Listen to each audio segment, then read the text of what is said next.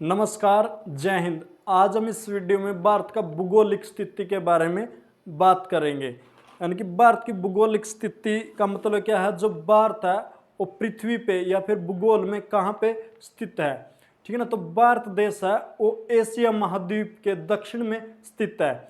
और जो भारत देश है वो तीन ओर से समुद्र से गिरा हुआ है। यानी कि एक तरफ अरब सागर है तो दूसरी तरफ बंगाल की खाड़ी है, और भारत के दक्षिण में कौन सा है, हिंद महासागर है, ठीक है ना। तो ये जो भारत है पूरा पूरा देश उत्तरी गोलार्ध में है। उत्तरी गोलार्ध का मतलब क्या है, जैसे ये अपना ग्लोब है या पृथ्वी है, यानी कि इसके बीच में एक रेखा होती है जिसको भूमध्य रेखा बोलते हैं या फिर विषुवत रेखा बोलते हैं। विषुवत रेखा के जो ऊपर है वो उत्तरी गोलार्ध है और जो नीचे है वो दक्षिणी गोलार्ध है।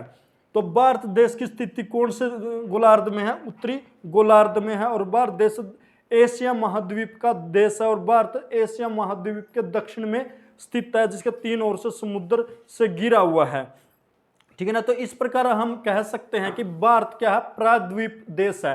प्रायद्वीप देश का मतलब क्या होता है भाई, ऐसा देश जो तीन ओर से समुद्रों से घिरा होता है, तो उस देश को हम प्रायद्वीप देश भी बोलते हैं। तो भारत प्रायद्वीप देश भी हम कह सकते हैं। यदि मैं भारत के विस्तार की बात करता हूं तो भारत का विस्तार, यानी कि जैसे भारत है, भारत का विस्तार कहां से कहां तक का है। भारत का विस्तार 8 डिग्री 4 मिनट 8 डिग्री 4 मिनट उत्तरी अक्षांश से लेके यानी कि 37.6 यानी कि 37 डिग्री 6 मिनट यानी कि उत्तरी अक्षांश तक भारत फैला हुआ है। उत्तरी अक्षांश का मतलब क्या होता है, जैसे ये यहां से लेकर ऊपर तक, ये चीज क्या है, उत्तरी अक्षांश है। यानी कि ये चीज क्या है, यहां से लेकर और यहां तक यानी कि उत्तरी अक्षांश है। और यहां से लेकर यहां तक ये क्या है, पूर्वी देशांतर है। क्या है, पूर्वी देशांतर है भाई। तो भारत का उत्तरी अक्षांश का क्षेत्रफल कितना, विस्तार कहां से कहां है, जैसे भारत का दक्षिणतम बिंदु है तो इसका कितने से है, 8 डिग्री यानी कि 4 मिनट। और जो भारत का सबसे ऊपरी छोर है वो कितने पे है, 37 डिग्री 6 मिनट पे है। तो इस प्रकार हम कह सकते हैं भारत का उत्तरी अक्षांश कहां से कहां तक है, 8 डिग्री 4 मिनट से लेके 37 डिग्री 6 मिनट है। यदि मैं पूर्वी देशांतर की बात करूं, यानी कि भारत की यहां से लेके यहां तक यानी कि पूर्व से लेके पश्चिम तक का, या फिर कह लो पश्चिम से लेके पूर्व तक का विस्तार कितने से कितना है, वो है यानी कि 68 डिग्री 7 मिनट से लेकर यानी कि 97 डिग्री 25 सेकंड तक, यानी कि 97 डिग्री 25 सेकंड तक है। यानी कि भारत का उत्तरी अक्षांश का विस्तार कितने से, 8 डिग्री 4 मिनट से लेके 37 डिग्री 6 मिनट तक। और यह पूर्वी देशांतर का विस्तार 68.7 से लेके 97.25 तक है भाई। और जो भारत देश है, भारत देश के बीच में एक कर्क रेखा जाती है, यानी कि भारत के बीचों बीच एक रेखा है जिसको हम किस नाम से जानते हैं, कर्क रेखा के नाम से जानते हैं। और कर्क रेखा भारत देश को लगभग यानी कि 2 भागों में डिवाइड कर देती है, या दूसरे शब्द में कह लो कर्क रेखा भारत के बिल्कुल बीचों बीच गुजरती है। और कर्क रेखा भारत के 8 राज्यों से होकर गुजरती है। कितने राज्यों से होकर गुजरती है, 8 राज्यों से गुजरती है। तो पहला राज्य गुजरात, उसके बाद राजस्थान, उसके बाद मध्य प्रदेश, फिर छत्तीसगढ़, फिर झारखंड, फिर पश्चिम बंगाल, फिर त्रिपुरा और मिजोरम। तो इस प्रकार ये 8 राज्यों से होकर गुजरती है कर्क रेखा। और कर्क रेखा भारत देश को लगभग 2 भागों में विभाजित कर देती है भाई। और जो भारत देश का जो मानक समय है, यानी कि जो भारत का टाइम है वो कहां से लिया गया है, जो भारत का टाइम है वो इलाहाबाद के पास नैनी नामक स्थान, यानी कि इलाहाबाद के पास नैनी नामक स्थान से लिया गया है, जो कि कितना है, यानी कि 82 सही 1/2 यानी कि 82 सही 1/2 डिग्री से लिया गया है। यानी कि 82 सही 1/2 डिग्री से लिया गया है। और जो भारत का समय है वो जो स्टैंडर्ड टाइम है यानी कि GMT यानी कि जो ग्रीन मिडल टाइम है, यानी कि उससे कितना, यानी कि 5.5 घंटे आगे है। यानी कि कितना, 5.5 घंटे आगे है, ठीक है ना। यानी कि जो GMT के टाइम के अनुसार जो भारत का समय है वो कितना आ गया, 5.5 घंटे। और भारत का समय कहां से लिया गया, इलाहाबाद के पास नैनी नामक स्थान से, जो 82 सही 1/2, कई किताबों में 82 मतलब 30 भी लिखा होगा, 82-30 के पास से जो रेखा गुजरती है उससे ये लिया गया है भाई, ठीक है ना। तो जो भारत का कुल क्षेत्रफल की बात करूं तो भारत का कुल क्षेत्रफल कितना है, यानी कि 32,87,263 वर्ग किलोमीटर है। यानी कि भारत का जो क्षेत्रफल है वो कितना, 32,87,263 किलोमीटर भारत का क्षेत्रफल है। और यदि मैं क्षेत्रफल की दृष्टि के हिसाब से मैं बात करूं तो भारत विश्व का 7वां सबसे बड़ा देश है। पूरे यदि विश्व की बात करूं तो भारत पूरे विश्व में 7वें नंबर पे आता है भाई, ठीक है ना। और यदि मैं जनसंख्या की बात करूं तो भारत जनसंख्या की दृष्टि से दूसरे नंबर पे आता है और पहले नंबर पे कौन है, चीन है। यानी कि चीन के बाद जनसंख्या की दृष्टि से भारत का कौन सा स्थान है, दूसरा स्थान है भाई। और यदि मैं क्षेत्रफल की बात करता हूं तो भारत के पास पूरे विश्व का जो कुल क्षेत्रफल है वो कितना, लगभग 2% है। कितना भाई, 2%। यानी पूरे विश्व का भारत का क्षेत्रफल कितना, लगभग 2% है, यानी कि 2.4% है, ठीक है ना। यानी कि पूरा विश्व का क्षेत्रफल मानो 100% है तो भारत का कितना, 100 में से 2.4% है।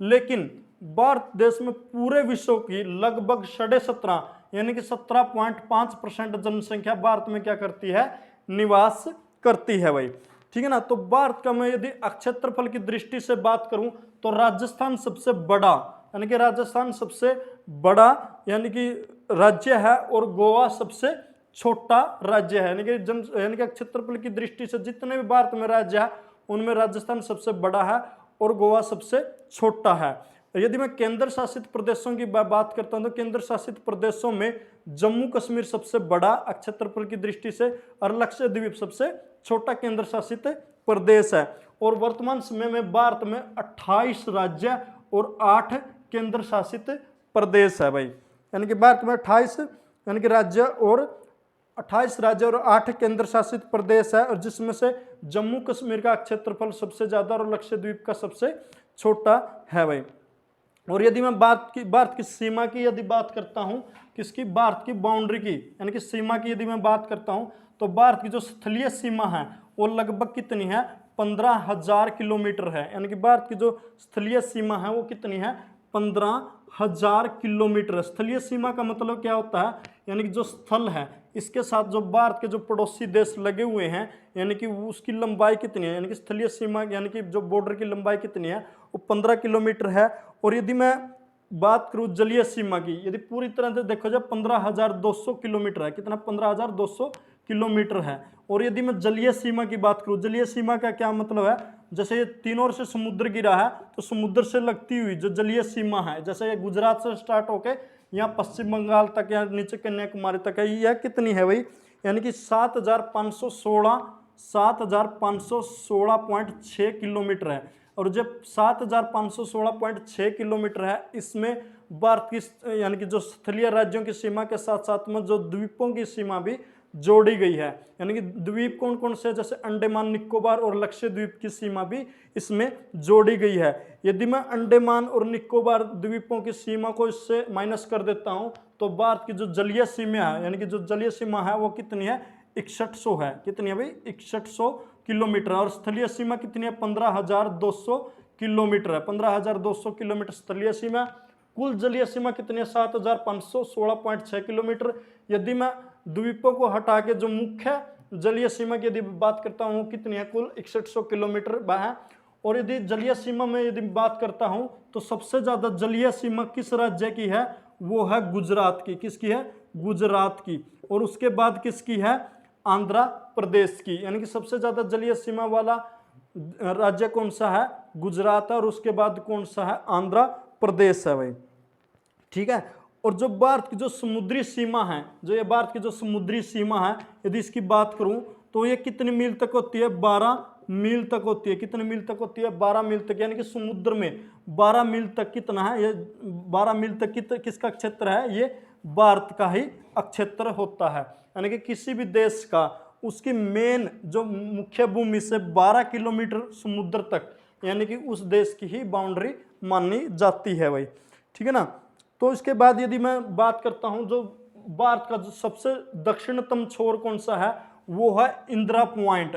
यानी कि इंदिरा पॉइंट भारत का दक्षिणतम छोर है जो कि अंडमान निकोबार द्वीप समूह पे, जो ग्रेट निकोबार द्वीप समूह पे स्थित है। और यदि मैं भारत का उत्तरी छोर की बात करता हूं तो भारत का जो उत्तरी छोर है वो कौन सा है, इंदिरा कोल। कौन सा है, इंदिरा कोल। यानी कि इंदिरा कोल भारत का सबसे उत्तर वाला छोर है और दक्षिण वाला इंदिरा पॉइंट है, जो कि अंडमान निकोबार द्वीप समूह में यानी कि निकोबार द्वीप समूह पर स्थित है। लेकिन मुख्य स्थलीय भूमि पे जो भारत का सबसे दक्षिणतम बिंदु है वो कौन सा है, वो है कन्याकुमारी। कौन सा है भाई, कन्याकुमारी। कन्याकुमारी भारत का मुख्य भूमि का दक्षिणतम छोर है। और भारत में दो मुख्य द्वीप है, जो अंडमान निकोबार और दूसरा कौन सा है, लक्षद्वीप है। और जो लक्षद्वीप है मुख्य तौर पे किससे बना हुआ, पलार भित्ति यानी कि पलाव भित्ति से ये बना हुआ है, ठीक है ना, यानी कि प्रवाल भित्ति से बना हुआ है लक्षद्वीप। और यदि मैं अंडमान निकोबार की बात करता हूं तो अंडमान निकोबार द्वीप में दो द्वीप ऐसे भी है जिसपे ज्वालामुखी मौजूद है, और वो द्वीप कौन से है, बैरन द्वीप और नारकोंडम द्वीप। नारकोंडम द्वीप और बैरन द्वीप अंडमान निकोबार द्वीप के ऐसे दो द्वीप है जिसमें क्या है, ज्वालामुखी पाई जाती है। तो ये क्या किसके बारे में था, भारत का जो भूगोलिक स्थिति है उसके बारे में था। तो आपको वीडियो कैसी लगी, अच्छी लगी तो ज़्यादा से ज़्यादा शेयर करना। तो अगली वीडियो में फिर मिलेंगे एक नए टॉपिक के साथ, तब तक जय हिंद जय भारत, धन्यवाद दोस्तों।